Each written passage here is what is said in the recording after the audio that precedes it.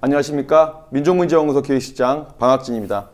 벌써 2018년 1월의 마지막 방송입니다. 오늘도 제 옆에는 김광진 전 의원 나오셨습니다. 의원님 안녕하세요. 네, 안녕하세요. 네. 의원님 1월 달에는 어떻게 지냈습니까? 보통 정치인들이 1월에 뭐 하나요? 보통의 정치인들은 이제 신년에 경로당 같은 데 이제 인사 다니고. 경로당. 예, 중요하죠. 그렇죠. 네. 또 이제 보름 뭐 이런 거 준비하고 뭐 이런 일들 하는데 저는 요즘 그냥 그 방송하고 많은 분들 만나고 뭐 이렇게 지내고 있고요. 사실 이제 1월 되면 뭔가 새로운 신년의 계획을 세워야겠다 이렇게 많이들 하잖아요. 근데 이상하게 올해는 그냥 그 계획조차 없이 1월이 거의 끝나버리는 것 같아요. 너무 우울한데요. 보통 시민단체들은 1월, 2월이 평가와 전망의 계절입니다. 작년 한 해 평가하고 올해 뭐 할까 하는 평가와 전망의 시기가 1월입니다. 그러니까 연구소도 올해가 아주 새로운 변혁의 시기여서 그렇습니다. 하셔야 될 계획들이 참 많으실 것 같은데 아주 맞죠. 아주 중요한 해죠. 예, 준비가 잘 되고 있으신가요? 그러길 바랍니다.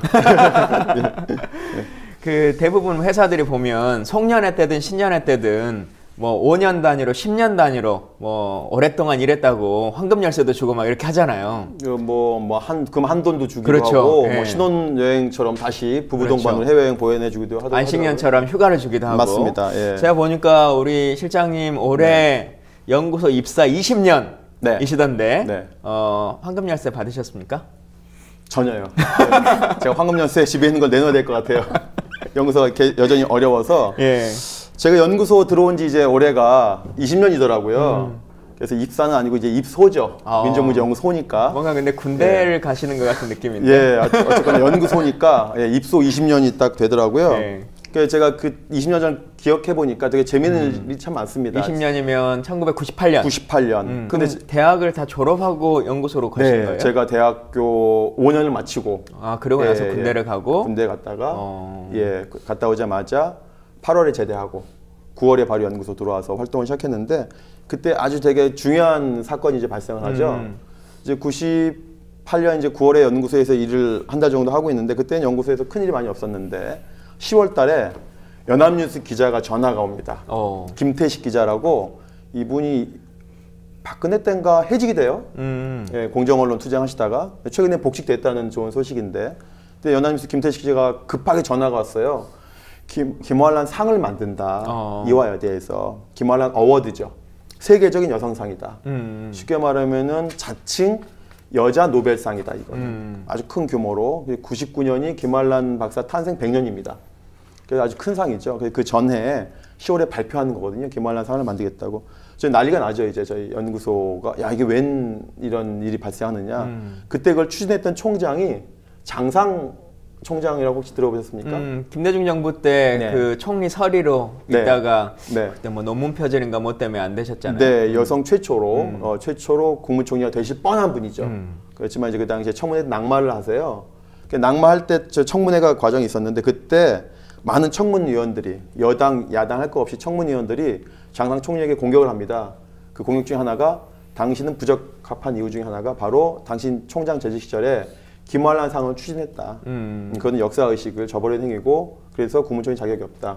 라고 하면서 지금 한참 언론에 많이 나오는 그 조배숙 의원인가요? 예. 지금 국민의당에 반안철수 편에 서시더라고요. 그분도 열심히 반대운동 하셨고 그다음에 재밌는 건 그 당시에 야당인 한나라당 이주영 의원 세월호 때 해수부 장관 했죠. 그분도 역시 장상 총리 불가다.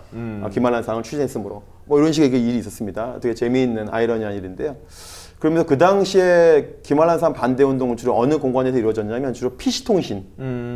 왜냐면 PC통신 잘 아시죠? 알죠. 하이텔, 천리안, 나우누리, 0141이 접속해가지고. 네, 나우누리, 뭐 유니텔. 추억의 이름입니다. 그 음성이 좋잖아요. 띠 하고 접속되는. 그 너무 많이 하면 전화세가 많이 나와가지고. 다음 달에 엄마한테 혼나요. 그렇죠. 뭐 했나 싶어가지고. 그거 할 때 전화가 안 걸려가지고. 맞습니다. 맨날 통화 좀 걸리죠. PC통신 시절이었는데 각 통신사마다 하이텔, 천리안, 나오는 유니텔 각 통신사마다 토론방이 있거든요. 그 토론방에서 규말란상 반대 토론방이 다 개설이 돼요. 그러면서 열띠게 이제 반대 운동이 PC통신사에서 벌어집니다. 그때 되게 재미있는 또 그 기사가 있는데 지금 이제 김어준 총수가 하시는 지금 뉴스공장 되게 유명하지만 그 당시 김어준 총수가 만들었던 것이 바로 딴지일보. 예, 딴지일보라는 걸 만들었는데 그 딴지일보에서도 김환란 상은 불가하다라고 하는 칼럼을 만들거든요. 그 칼럼 내용이 되게 재밌습니다. 제목도 재밌고 그 명칼럼인데요. 그 민족문제연구소 그 당시에 김환란상 반대운동했던 성명서 내용을 아마 많이 참고했던 것 같아요. 제목이 뭐냐면 이화여대여 귓구녕이 먹었는가입니다. 귀가 먹었는가? 예, 약간 이제 비속을 섞어서 이화여대 귓구녕이 먹었는가라는 칼럼 제목이에요. 이렇게 되어 있습니다. 칼럼 제목의 마지막 부분인데요. 이화여대여 이 나라 여성교육의 산실이라고 자부하는 이화여대여 지나간 건 어쩔 수 없다 치자. 하지만 같은 실수를 다시 해선 안 되지 않겠는가. 김환란산 제정을 반대하는 것이 그대들의 권위와 전통에 도전하는 것으로 보이는가? 그런 역사의식으로 이 나라 교육을 말하는가? 그대들은 들리지 않는가? 역사로부터 아무것도 배우지 못한 자들에게 퍼붓는 역사의 야유를 제발 귓구녕을 열어라. 예, 이렇게 끝난 칼럼이죠. 그래도 귀를 열었나 봐요. 그때 이 상이 제정되지 않은 걸로 보면. 다행이죠. 네, 아주 다행입니다. 그럼 이제 오늘 이제 이야기할 주제가 김환란일 텐데요. 저랑도 아주 끈끈한 악연이 있는 김환란에 대해서 입사부터 지금까지. 그렇습니다. 지금까지 20년이 지난 지금까지도 제 주변을 맴돌고 있죠. 김환란이라고 하는 유령이. 제 주위에는 항상 백선엽이 맴도는데. 네, 빨리 유령을 퇴치한 퇴마사가 돼야 되겠습니다, 저희가. 예. 그럼 이제 의원님 간단하게 김환란의 친행적에 대해서 이제 모르시는 분이 있을 테니까 간단하게 김환란의 친행적에 대해서 한번 말씀해 주시죠. 예. 아마 많은 분들이 우리나라 여성 최초의 박사라고 하는 걸로 아실 거고 가장 많이 아는 것은 이화여자대학교의 초대 총장 이렇게 기억하시는 분들이 많으실 것 같은데요. 또 다른 측면으로 보면 그 친일파 중에서 여성이라고 하는 걸 떠올리면 가장 먼저 거론되는 분이기도 하지요. 다시 말하면 1899년도에 이제 태어나서 1월 달에 이제 태어났는데요. 어렸을 때 이름은 기득이었습니다. 아마 종교적인 그 이름을 조금 더 딴 것 같은데 우리가 기독교 할 때처럼 그런 마음들이 좀 담겨져 있는 것 같은데 가정 모두가 절실한 기독교 신자였다고 해요. 어려서 7살 때 세례를 받았는데 그때 세례명이 헬렌이었습니다. 영어 이름이죠. 예, 영어 이름 헬렌이었는데 헬렌을 우리말로 한자식으로 이렇게 표현해서 번역하다 보니까 환란이라고 하는 걸로 이제 명시되게 됐고 그래서 이제 실제 이름을 환란이라고 고쳐서 사용했다라고 하는데요. 인천에서는 영화학당이라고 하는 곳에서 어려서부터 이제 교육을 계속 잘 받아왔고 그리고 이화학당 고등과로 옮겨서 대학까지 이제 졸업을 하고 나서요. 그리고 이제 미국으로 넘어가서 콜롬비아 대학에서 박사학위를 받습니다. 처음에 1919년 3월 1일 3.1혁명 그 당시만 해도 비밀결사에 좀 참여하기도 하고 나름대로 어떤 역할을 하는 정도의 모습으로 좀 보여지긴 했었습니다만 대부분의 친일파들이 그러듯이 중간에 변절하고 또 변절 중에서도 더 극단적으로 그 앞에 서는 모습을 보이지 않습니까? 네. 이분도 국민총력조선연맹이라고 하는 대표적인 친일단체의 이사로 활동하면서 해방 직전까지 친일행동을 많이 했었는데요. 제가 짧게 설명드렸습니다만 연구소가 발행한 친일명사전 그리고 인터넷 앱에 보면 10,000원이면 이 전체 명단의 친일 내용들 다 할 수 있으니까 이 방송 보시는 분들 앱도 꼭 한번 깔아가지고 보시면 더 좋을 것 같습니다. 네, 그 김환란 그 박사라고 해야 되겠죠. 김환란 박사의 창시명은 천성환란인데요. 본인의 이름을 이제 환란이니까 거기다가 이제 천성이라는 걸 넣어가지고 암흑의 가치란이라고 하는데요. 이분 대표적 기독교의 친일화에 앞장선 분이시죠. 그 다음에 이분의 대표적인 칼럼들이 몇 개 있습니다. 친일 칼럼들이 뭐 대단히 많지만 주로 이제 징용징병, 학병동원 이런데 여성들도 남성과 똑같이 이 전쟁 수행에 동원돼야 된다라고 하는 것인데요. 그 대표적인 그 논조랄까 그 글을 하나 제가 발췌해서 읽어드리겠습니다. 이런 겁니다. 아들과 남편을 나라에 바쳐야 한다. 전장에 전쟁터에 보낼 각오를 가져야 된다는 거죠. 특히 남편과 아들의 유골이 돌아온다면 여성의 입장에서 눈물을 흘리지 말고 그 유골을 받아들일 준비를 해야 된다. 바로 이 부분이 이제 압권이죠. 예. 전장터에 나가서 죽은 남편이나 아들의 유골을 여자의 몸에서 그 유고를 받았다면 절대 눈물 흘려서 안 된다. 오히려 자랑스럽게 생각해야 된다. 이런 칼럼이 이 친일 칼럼 중에 가장 압권이 아닐까 그런 생각이 돼요. 예. 그러니까 이광수나 몇몇 대표적인 필진들이 많이 있긴 했었습니다만 당시만 해도 여성 중에서 교육받은 분이 많지 않고 또 그 사람들에게 뭐 명망이라고 할까요? 유명세를 안고 있는 분이 많지 않으니까 그렇습니다. 여성을 예. 대표해서 여러 기고문들을 많이 내세웠는데 네. 결국은 일본이 원하는 징용이라든가 아니면 뭐 수탈이나 이런 것들을 그냥 잘 받아들여라 라고 하는 내용들이 주를 이루고 있었던 거죠. 홍보대사죠. 그렇죠. 친일 홍보대사인 거죠. 예.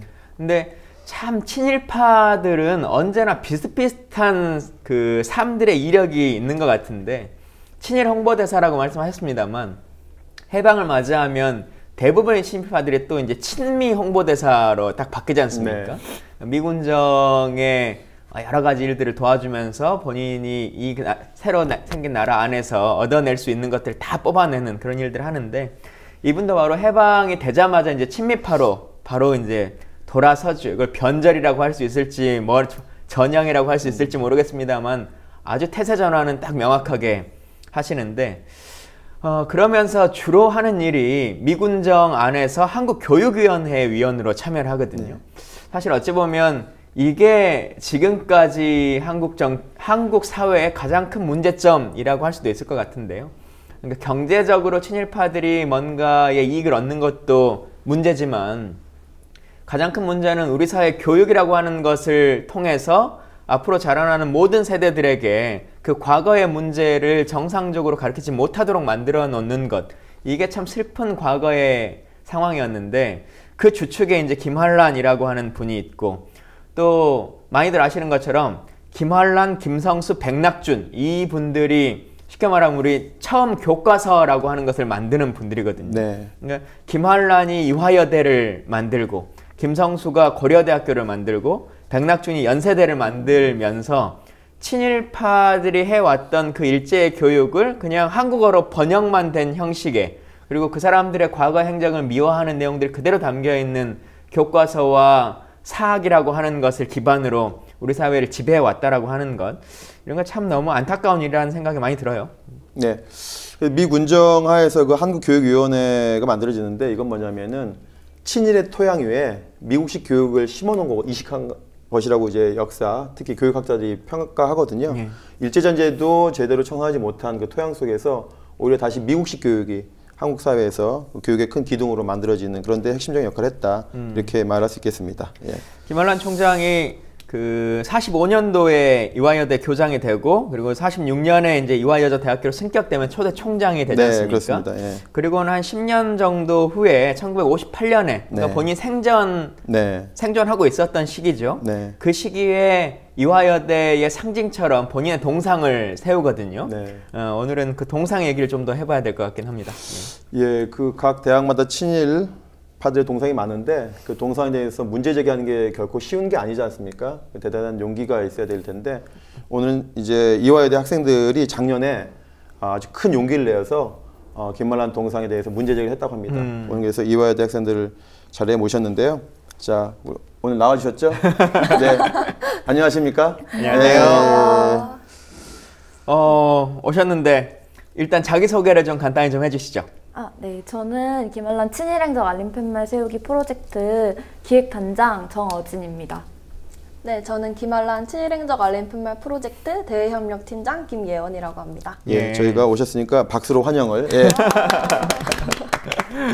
그러면 이제 정어진 학생과 이제 김예원 학생 오셨는데 단체 이름이 있나요? 저희가 활동을 김환란 동상에 대해서 문제 제기했을 텐데 단체 이름이 특별히 있을까요? 그냥 정확히 말하면 김환란 친일행적 알림팻말 세우기 프로젝트라고 그냥 풀네임으로 쓰고 있는 단체 이름이고 이름은 촌스럽네요. 네. 네, 단체 이름이 그렇고 여전히 그 단체 이름을 고수하고 계신 거죠? 네. 예. 그 프로젝트는 이제 끝이 났습니까? 아니면? 일단적으로는 1차적으로는 끝이 났다고 보면 되고 일단 팻말을 세우기 위해 만든 기획단이었기 때문에 1차적으로 끝이 났지만 지금 재정비 기간을 좀 갖고 있는 상태예요. 단장님이신데 그럼 단원은 총 몇 분이나 있으신 거예요? 저희가 굉장히 소규모로 7명이 진행을 하고 있어요. 재학생이 몇 명인가요, 총? 재학생 이화여대 총 학생 수가 10,000명 넘나요? 네, 너무 넘어가는. 만 몇 명 중에 7명. 네. 소수 정예로. 네. 어떻게 원래 이 프로젝트를 하기 전에 두 분은 아시는 사이세요? 아니요, 저희 전혀 모르는 몰랐어요. 사이였습니다. 네. 그럼 어떻게 해서 만나신 거예요? 뭐 게시판에 글을 써서 아니면? 그게 제가 처음에 이제 이 프로젝트를 기획하자라고 결심한 이후에 자보, 웹자보 같은 걸 만들어서 네. 학교 커뮤니티에 게시판에 뭐 올렸어요. 근데 이 친구가 연락 준 친구 중 한 명이고 그렇게 모집을 해서 좀 시작했던 것 같아요. 그러면 정어진 학생이 제일 먼저 네. 하자라고 최초 발의잖아요. 네, 제 아이디어죠. 근데 그 10,000명이 넘는 그 재학생이 있는데 네. 연락 온 사람이 그래도 좀 많이 있을 거다 이렇게 기대하지 않았어요? 소규모라도 그렇게 크게 상관이 없다고 생각을 했고 기대는 있었는데 처음에 기대는 얼마 정도 했습니까, 솔직히? 그래도 몇 명 정도는 올 거다. 오겠지. 두 자릿수는 오겠지.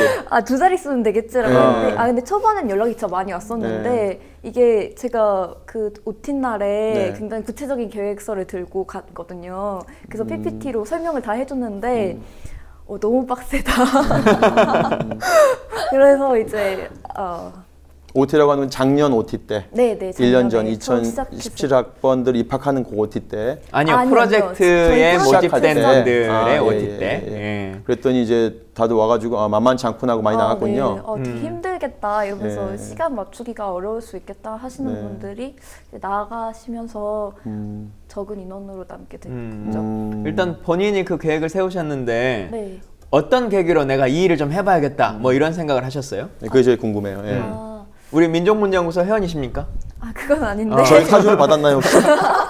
아니요. 그런 저 전혀 몰랐죠? 네, 전혀 몰랐던 상황이고. 연구소가 더 열심히 일하셔야 돼요. 그러게 말이에요. 모르는 게 지금 자랑이 아닙니다. 지금. 안타깝습니다.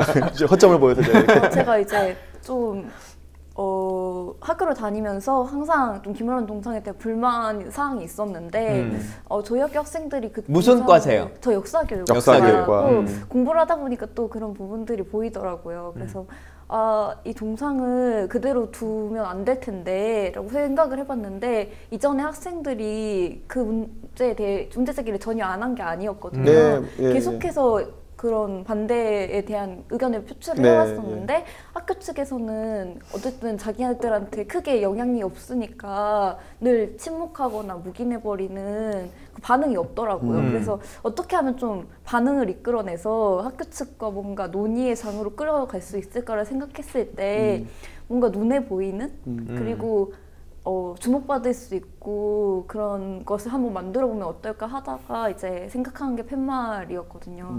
그래서 예원 팀장님은 원래 학교 다니면서 저 김활란 동상에 대한 문제 제기에 대해서 계속 생각이 좀 있었어요? 평소에도? 네. 저는 입학하고 나서 제 친구들이 저한테 그 말을 진짜 많이 했어요. 그게 사실 저희 학교에서 뭔 일이 있을 때마다 되게 김활란 동상에 뭐 계란을 던지거나 페인트 칠을 하거나 이런 게 많아서 포스트잇을 붙이거나. 네, 맞아요. 그런 식으로 일이 좀 있어서 제 친구들도 김활란이 친일파고 동상이 세워져 있다. 이 정도는 다 알고 있더라고요. 그래서 제가 입학하고 제일 많이 들었던 말이 너네 학교는 친일파 동상을 왜 세우나? 언제 치워? 이런 식으로 맨날 말을 해서 저도 학교 측에서 왜 치우지 않을까 이렇게 생각을 하고 또 찾아봤더니 좀 학생들이 많이 해 오셨더라고요 지금까지. 선배들이. 근데 학교 측은 항상 뭐 침묵으로 일관을 하거나 아니면 뭐 김활란은 그래도 초대 총장이니까 그래도 학교에 놔둬야 한다 이런 식으로만 나와서 저도 그냥 근데 문제의식을 가지고만 있었지 그냥 어떻게 해야 될지 감이 안 잡히잖아요. 그래서 그렇게 있었는데 저희 학교 커뮤니티에 이 친구가 웹잡을 올렸더라고요. 그래서 읽어봤는데 괜찮은 거예요. 이렇게 하면은 좀 새로운 방법이기도 하고 팻말 설치하는 것은 그래서 나도 이걸 해볼 수 있으면 너무 좋을 것 같다. 그래서 같이 하게 됐죠. 팀장님은 무슨 과예요? 저는 커뮤니케이션 미디어라고 옛날 신방과 했던 과예요. 그 요즘 보면 예전에 동상을 막 철거하고 끌어내리고 하는 것들이 좀 많았었던 것 같은데 그렇죠. 요즘은 그런 거보다는 옆에다가 이 사람은 친일 행위를 했습니다라고 하는 팻말을 세우는 운동들이 뭐 꼭 학교뿐만 아니라 지역사회에서도 좀 많이 있는 것 같고 그 자체는 좀 유지하자 뭐 이런 것들이 좀 있는 것 같아요. 추세가 좀 어떤가요? 그 추세가 좀 많이 바뀌고 있는 것 같아요. 과거에는 이렇게 그 동상에 대해서 이화여대도 마찬가지지만 계란을 던진다든지 포스트잇을 붙인다든지 뭔가 직접적인 동상에 대해서 위해를 가하거나 철거를 또 시도하거나 철거를 또 주장하거나 이런 추세였잖아요. 실제로 우리 역사 속에서 보면 4월 혁명 직후에 그 이승만 동상이 많이 있었거든요. 남산에도 있었고 뭐 그랬었는데 그런 것들을 다 민중들이 4월 혁명 과정에서 민중들이 철거를 했거든요. 그래서 독재자 동상 철거한 것은 우리나라뿐만 아니라 해외에도 사례가 되게 많죠.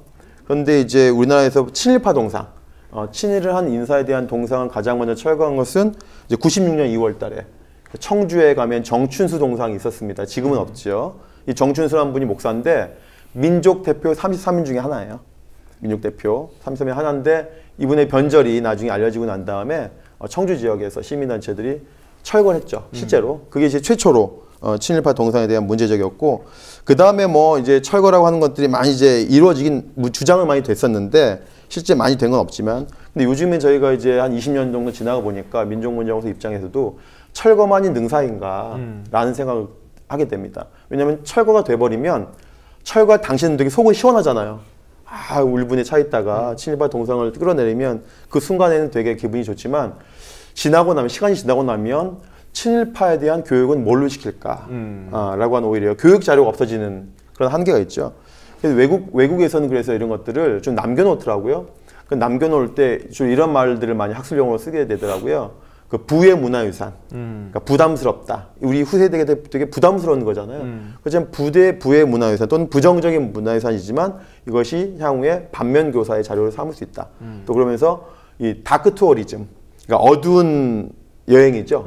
좋은 것만 가는 것도 있지만 제일 대표적인 게 바로 제주도 알뜨리 비행장이라든지 제주도의 4.3 항쟁 당시에 많은 그 민중들을 학살했던 동굴들이나 마을도 있지 않습니까? 이런 것들 투어를 하거든요. 그러면 다시 이제 그런 반인륜적인, 반인권적인 행위를 우리가 저지해서는 안 된다라고 하는 교육 자료를 활용하지 않습니까? 그래서 요즘엔 그런 식으로 해서 교육 현장으로 활용하는 것 같아요. 외국에는 대표적인 것이 그 우리나라는 화성의 제암리에 교회에다가 일본인들이 우리 주민들을 몰아넣고 불질렀잖아요. 그럼 똑같이 나치가 프랑스 점령 당시에 그 600명의 프랑스인들을 성당에다 몰아넣고 불태워 죽인 사건이 있어요. 그것을 몇 년 전에 독일 대통령이 직접 그 현장을 찾아갑니다. 그래서 나치가 했던 그런 만행들을 반성을 하거든요. 바로 그런 것들이 좀 필요하지 않을까라고 해서 이제 부정적인 우리 이제 김한란 동상도 마찬가지지만 이 친일의 행적이 있는 그런 부정적인 유물 유산이지만 그러면서 교육 자료를 활용하는 게 좋지 않겠는가라고 하는 게 저희들이 요즘에 제안하고 있는 그런 추세입니다. 예. 그 자체도 하나의 기록으로 또 남겨서 많은 사람들에게 얘기하는 것 그리고 오래도록 그 기록으로 또 남겨놓는 것 이것도 또 하나의 역사적 심판이 될 것 같은데요. 두 분도 뭐 비슷한 취지를 가지고 시작하실 텐데 앞서 제가 10,000명이 넘는 학우가 있는데 7명밖에 안 와서 좀 서운하지 않았냐 이렇게 질문 드리기도 했었는데요. 실제 그 일을 진행한다고 막 했을 때 학우들의 반응은 좀 어땠어요? 저희는 되게 긍정적인 입장들이 많으셨어요. 저희가 SNS하고 그리고 학교 커뮤니티에 홍보 활동을 많이 진행했었거든요. 그럴 때 학우분들이 댓글을 남겨주시고 막 하시는데 정말 옳은 일을 하신다. 정말 열심히 응원하겠습니다. 근데 왜 7명밖에 안 돼요? 그러게요. 그렇지만 이제 기사를 보니까 7명이 기획단으로 활동을 했지만 실제 그 팻말을 만들 때 동참한 학우들이 한 1,000명? 네, 1,000명 넘어. 1,000명 정도? 1,022명. 그러니까 그 어떤 방식이죠? 1,000명이라고 하는 학우들이 동참한 방식이 어떤 방식이죠? 이게 저희가 참가단으로 모집을 했어요. 이 팻말을 함께 세워볼 1,000명을 모집합니다. 해가지고 기획단은 사실상 부담이 많았을 거라고 생각을 하고 이 팻말을 세우는 일에 함께 힘을 모아서 동참을 하자라는 방식으로 해서 그 1,000명이 모인 거고. 그 동참이라는 건 뭐 성금을 내는 거예요? 아니면 뭐 어떻게 동참의 방법이? 저희가 이걸 활동이 애초에 1,000명이서 1,000원씩 모아서 팻말을 세우자. 뭐 저희가 뭐 돈 몇십만 원씩 내서 할 수도 있는 노릇이지만 그것보다는 부자인가 봐요? 그 돈 갖는다고 하니까? 아니요, 열심히 적금을 해서 부자는 아닙니다. 근데 그럴 수도 있지만 그게 더 쉬울지도 모르죠. 어쩌면. 근데 우리 학우들이 이렇게 많은 학우들이 이 동상에 대해서 문제 제기를 하고 있다는 걸 좀 더 알려주고 싶어서 그런 방식으로 좀 시작을 했던 것 같아요. 그러니까 1,000명이 1,000원이니까 100만 원. 100만 원 모금해보자. 근데 제가 그 오면서 기사를 이렇게 막 찾아보니까 중간에 설치를 그냥 연기하겠다 뭐 이런 발표도 하고 막 그러던데 어떤 우여곡절이 좀 있었나 봐요. 우여곡절이. 저희가 그걸 생각을 못했어요. 저희 추석이 있었잖아요. 네. 그래서 제작업체랑 컨택을 막 하던 도중에 추석에는 또 그분들 또 쉬어야 하시니까 제작이 계속 미뤄지더라고요. 그리고 저희가 중간고사 기간이 있는데 그게 또 겹쳐서 아, 막 학교 측의 반대나 막 이런 것 때문은 아니고. 네, 네. 그때는 아직 적극적으로 뭐 학교와 막 협의를 한 것은 그 이후의 단계였기 때문에 좀 네, 그런 부가적인 이유로 설치를 딱 한 달 미루자 해서 네. 11월 13일 날 제막식을 했어요. 그거는 조금 이제 애초보다 조금 늦어졌지만 그런 제막한 이후에 네. 그때부터 본격적으로 학교 측과 이제 대화가 시작됐겠네요. 협상이랄까 대화 이런 그 것들이. 전부터도 있긴 있었죠. 네, 저희가 연락을 저희가 사전에 사실 통보를 한 거예요, 학교 측에. 우리가 이걸 설치하겠다라고 하는 이게 걸. 네, 어떻게 된 거냐면요. 저희가 처음에 맨날 정문에서 1000명씩 모으려고 캠페인을 막 했었어요. 네. 네. 근데 그때만 하더라도 기자분들이 보시고 학교 측에 뭐 이런 일에 대해서 알고 있느냐라고 여쭈잖아요. 근데 그럴 때는 뭐 잘 모르는 일이다 반응을 없으시다가 무시했군요. 일단. 네네.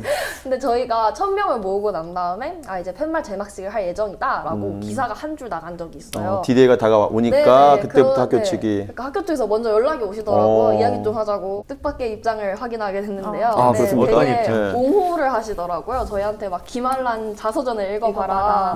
정말 어. 마음에서 우러나서 그랬을까? 이렇게 얘기를 하시면서 총장님이, 총장님도 김 그러시고 총장님이. 그 이제 다른 부처의 분들도 같이 계셨는데 면담 장소에 음. 그런 식으로 다들 얘기를 하셔서 저희는 이때 아 그럼 학교 측은 정말 절차를 앞세울 뿐 실제 팻말을 세우기 위해서 어떤 도움을 줄 일지도 없구나 이렇게 생각을 했어요. 그리고 이거에 뭐 협의체 이야기가 나왔잖아요. 그래서 저희가 이거에 관한 어떤 추가적인 행동을 해달라라고 했는데 끝까지 얘기를 안 해주시고 설령 협의체가 구성돼서 얘기를 나누더라도 팻말 설치를 확답할 수 없다 이런 식으로 나오시더라고요. 그때가 거의 팻말 제막식 거의 직전이었어요. 그래서 저희가 아 그러면 저희도 더 이상 논의를 해봤자 소용이 없겠구나 싶어서 그냥 11월 13일 날 팻말 제막식을 그냥 그 날짜를 정한 이유가 있습니까? 별 이유는 없었고 별 이유는 없어요. 그냥 저희가 마음에 드는 뭐 알고 보면 본인 생일이고 그런 거 아니죠? 아 그런 건 아니고요. 11월 13일 날. 네네. 예. 네. 그러면 결국은 학교는 동의하지 않은 상태에서 네. 팻말은 설치를 했고 네. 네. 그러고 나니까 학교 측은 뭐라 그래요? 그러고 나서 이제 학교에서 한동안 냅뒀죠. 너무 관심이 집중돼 집중된 있으니까, 상태에서 예. 한동안 냅두다가 갑자기 저희한테 자진 철거를 하라고 공문이 왔어요. 근데 거기서 저희가 우리는 자진 철거를 할 수 없다라고 예. 답변을 보냈죠. 그 세우기 위해서 드린 공이 얼만데 내 손으로 11월 어떻게 철거를 해. 13일에 세웠고 그런 연락을 받은 게 대략 어느 정도 시기 정도 돼요? 일주일 있다가 네, 일주일? 저희가 팻말이 정말 강제 철거가 된 것은 정확히 딱 2주 후에 딱 철거가 됐었거든요. 2주 후에. 예. 공문이 일주일 후에 왔었고 저희는 할 수 없다고 답변을 보냈는데 그 이후에 이제 어떤 공문도 오지 않은 상태에서 갑자기 사라져 있었죠. 아, 사라져 있었습니까? 네, 그래서 언제 치운다는 말도 없이. 네네네. 진짜 정말 어이가 없었던 게 저희가 세운 거잖아요. 네. 그리고 강제 철거를 할 거면은 저희한테 얘기를 해야 하는 거잖아요. 그렇죠. 예. 근데 학교 홈페이지 공지사항에 팻말에 관해서 뭐 공지사항 이런 식으로 올려놨더라고요. 그래서 거기에 절차상의 문제로 허가할 수 없으니까 치우겠다. 여기다 말을 한 거예요. 저희한테 얘기를 안 하고. 그리고 딱 2주 뒤 학교를 가보니까 없더라고요, 팻말이. 어디 있어요 지금요? 그러면? 그래서 지금 저희가 학생 문화관에 네. 전시를 해놨거든요. 처음엔 어디다 치워놨던 거예요? 처음에는 저희 ECC라고 학교 건물이 있는데 네. 거기 지하 창고에 창고에? 네, 천 씌워놓고 아. 그렇게 있더라고요. 그래서 그걸 들고 그냥 오셨겠네. 일단 달라라고 해서 받아놓은 네, 상태예요. 네, 네. 그리고 이제 거기서 저희가 항의 방문을 했죠. 어떻게 최소한의 통보도 없이 그렇게 철거할 수 있냐. 1000명의 학우들의 마음을 무시하는 거다. 이런 식으로 방문을 그리고 어쨌거나 재학생 1000명이 네, 졸업생도 아니고 재학생 1000명이 그 의사표를 한 거잖아요. 1000원씩 내면서 의사표는 해가지고 거기 보니까 팻말 보니까 명단도 밑에 다 이렇게 네. 있던데 다른 학교들 보면 막 이런 문제 날 때 학생들 막 제적시키고 네. 막 뭐하고 하잖아요. 그래도 그 정도까지 가지 않은 걸 징계는 안 기준점으로. 당하셨죠? 네. 징계 안 당하는 것만으로도 상당히 이제 전향적인 것으로 이렇게 우리가 일단은 받아들이면서 앞으로 그러면 좀 어떻게 하실 계획이에요? 그 팻말에 관해서. 이제는 저희가 일단 1년으로 원래 기획단이 한 학기로 만들어진 기획단이었어요. 근데 이 일이 길어지다가 결국에는 7명이서 1년을 활동하신 거네요. 됐는데 그러다 보니까 이제 팻말을 세우고 마무리를 딱 하려고 했는데 그게 그렇게 마음처럼 끝나는 게 아니라 이 이후에 이제 차여과도 되고 그 학우들의 그런 마음들도 있고 그런 것들이 있어서 조금 방학 기간에 재정비를 한 다음에 계속해서 좀 이거를 다시 설치하려는 시도도 해보려고 하고 학교 건물을 돌아다니면서 좀 전시를 해볼까 이런 생각도 좀 아이디어를 구상을 하고 있는데 좀 더 회의를 해봐야 알 것 같아요. 그럼 많은 작전들을 이 자리에 다 노출하지 마시고요. 작전이 노출되면 또 실행 전에 이렇게 저지될 수 있으니까 그 마음속에 담아놓으시고. 학교 측에서 학생들의 의사가 좀 합의가 이루어져야 새로운 조형물을 설치할 수 있다 뭐 이렇게 공문을 보냈다 그랬잖아요. 그럼 뭐 총학생회라든가 뭐 이런 곳을 통해서는 이 프로젝트를 할 때 어떤 협의나 이런 내용들은 좀 없었나요? 총학생회와 총학생회가 팻말에 연명을 했거든요. 여기 4개의 단과대랑 26개의 과학생회와 학부 학생회에서 같이 팻말에 연명을 해줬어요.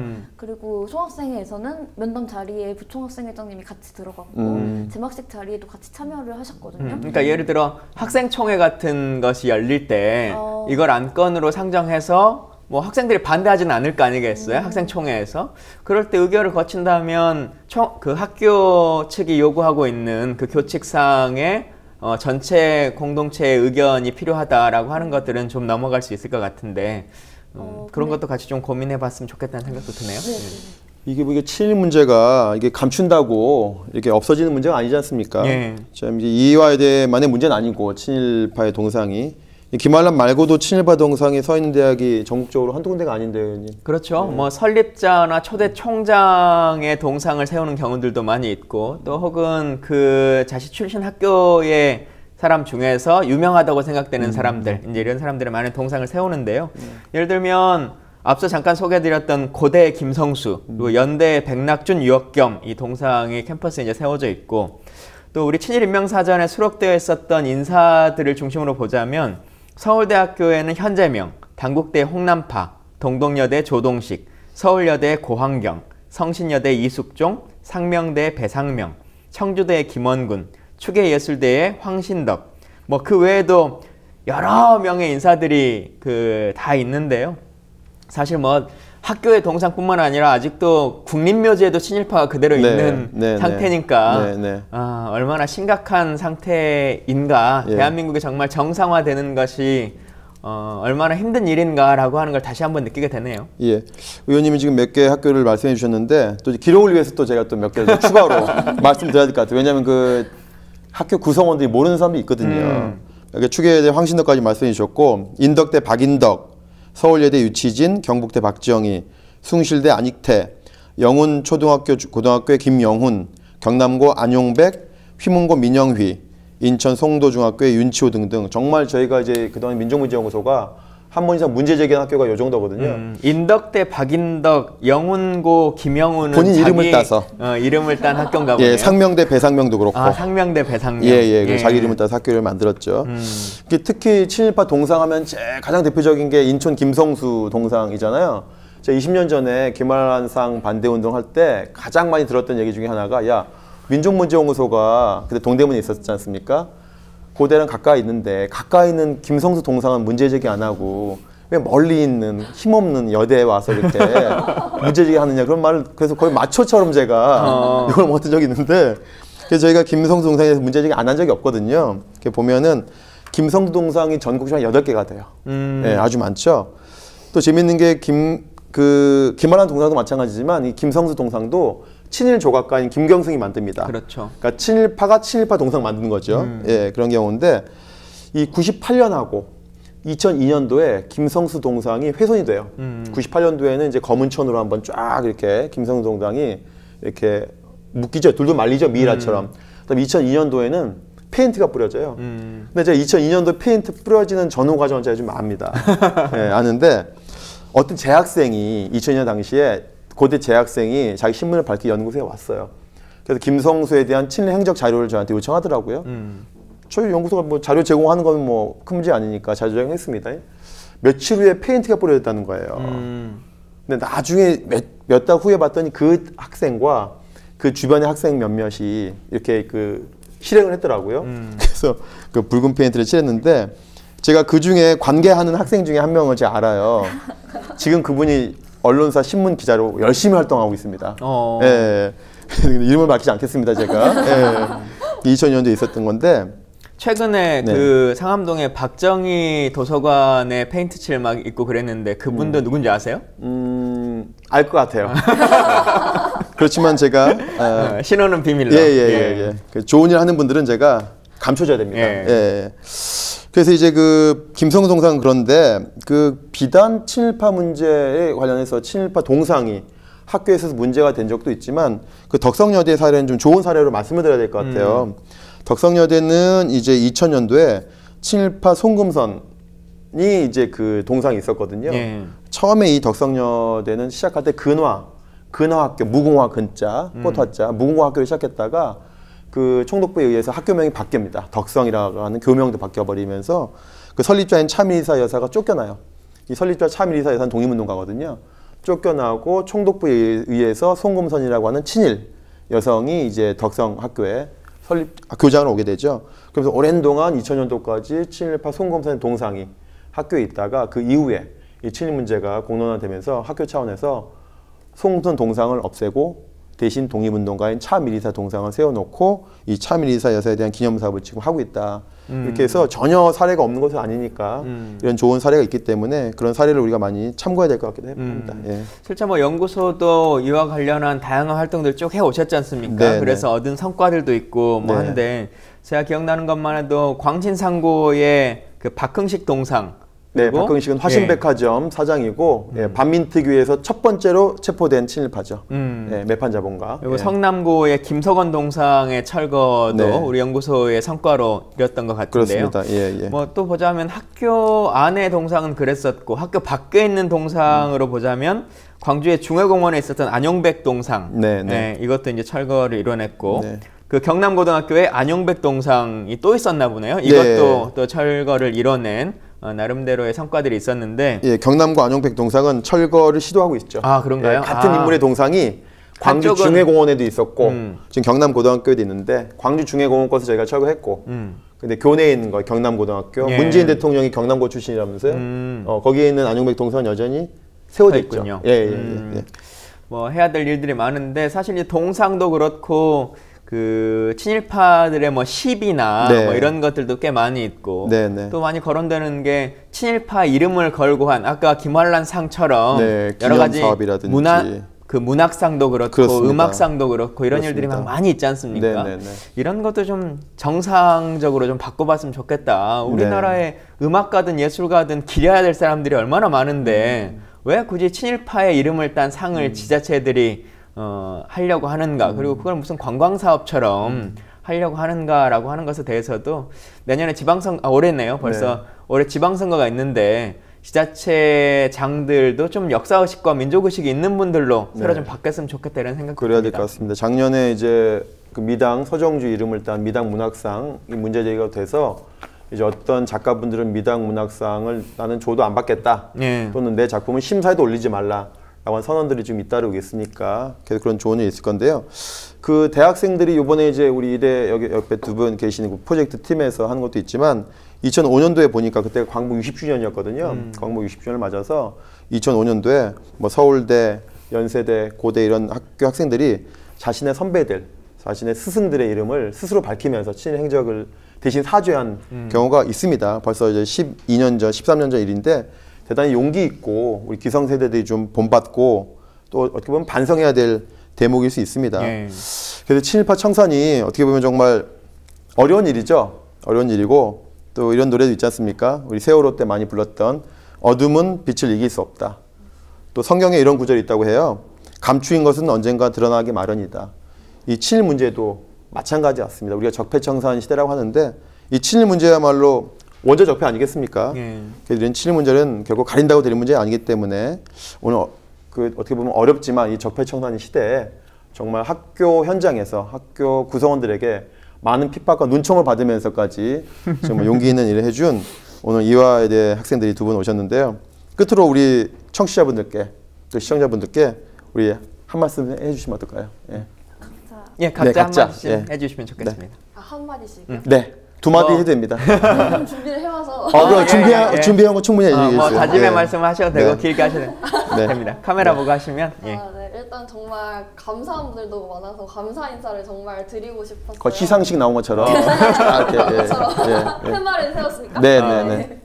설마 이 1000명의 이름을 다 읊으려고 준비한 건 아니시죠? 그러기에는 너무 네, 전체 합쳐서 정말 저에게 많은 응원과 지지를 보내주신 저희 1022명의 이화인 여러분들께 정말 감사드리고요. 그리고 또 저희 이화 민주 동호회라고 하셔서 외부 지지 서명도 받아주시고 저희 활동에 많이 지지를 해주신 선배분들도 계세요. 그분들도 너무 감사드리고 또 저희가 팻말 내용을 정할 때 민족문제연구소 분들의 자문을 많이 받았었거든요. 이게 정확한 내용이 들어가야 하는 거여서 자문료가 무료라는 걸 얘기해 주시죠. 네, 자문료는 무료입니다. 네, 정말 감사드리고요. 그리고 개인적인 소감을 얘기를 하자면은 사실 제가 이렇게 친일 문제에 대해서 직접적으로 활동을 한 거는 이번이 처음이었거든요. 근데 정말 대한민국에서 친일 청산의 문제가 갈 길이 멀다는 걸 많이 느꼈어요. 되게 금기시가 되고 또 미화가 되는 부분이 많잖아요. 그리고 김한란의 경우만 하더라도 저희 주변에는 저희 학교 친구들임에도 불구하고 김한란이 누군지 모르거나 그냥 초대 총장인데 그런 친일적 행적을 왜 말을 해야지? 이런 친구들도 약간 심심치 않게 보였거든요. 저는 이게 우리 사회에서 계속 이 문제가 금기시되고 말을 하지 못하게 하고 계속 그래서 사람들의 기억에서 잊혀지게 했기 때문에 이게 나온 결과라고 생각을 해요. 그리고 이게 결과적으로 또 많은 친일파들이 바라는 것이라고 생각을 하고요. 그래서 저는 저희가 이렇게 문제 제기를 한 것처럼 시민분들도 많은 관심을 가져주시고 또 그래서 이게 계속 사회 이슈로 떠올랐으면 좋겠어요. 그렇게 얘기를 계속 해 나가다 보면은 언젠가는 친일 청산의 문제도 한 걸음 한 걸음 다가설 수 있는 계기가 될 수 있지 않을까 생각을 합니다. 예. 네, 아주 준비된 멘트 좋습니다. 자, 우리 대표님. 네, 저도 일단 많은 분들한테 감사했다고 말을 꼭 드리고 싶고 단장으로서는 우리 기획단원들 7명 소수로 너무 수고했는데 너무 고마웠다는 얘기를 꼭 해주고 싶고요. 그동안 정말 이거 활동을 하면서 느낀 거는 이 대학가의 이런 친일청산 문제들이 많이 죽어가고 있다는 걸 좀 많이 느꼈고 그래서 전반적으로 저희가 한 일이 정말 작은 일이라고 생각하지만 그래도 이 활동을 계기로 대학가의 친일청산의 어떤 바람이 불었으면 좋겠다는 생각을 좀 많이 하게 됐고 앞으로도 저희가 이런 문제에 절대 좌시하지 않고 계속해서 다양한 활동들을 해나갈 테니까 많은 분들께서 응원해 주시고 지켜봐 주셨으면 좋겠습니다. 예. 네. 작년에 그 국정농단 사태가 났었을 때 그 첫 촛불 집회 도화선이 어찌 보면 이화여대지 않습니까? 이화여대를 통해서 더 많은 분들에게 그게 더 확산되고 커지고 했었는데 이제는 그 국가적인 문제 그리고 이제 교내의 문제도 그 이화여대의 힘으로 잘 해결했으면 좋겠다 이런 생각이 좀 들기도 합니다. 다음 순서에 모실 분은 우리 시장님 누구신가요? 다음 모실 초대 손님은 우리 경향신문 네컷 만화 자주 보시죠? 예. 그 장도리. 예. 그 장도리를 그리시는 작가이신 박순찬 화가님을 다음에 손님에 모시겠습니다. 예. 박순찬 화배님이 바로 친일 문제와 다 어떻게 연결되는지 좀 궁금하긴 한데 네네. 예, 그 이야기 여러분도 아마 궁금하실 것 같은데요. 다음 시간에 알찬 내용으로 찾아뵙겠습니다. 감사합니다. 감사합니다.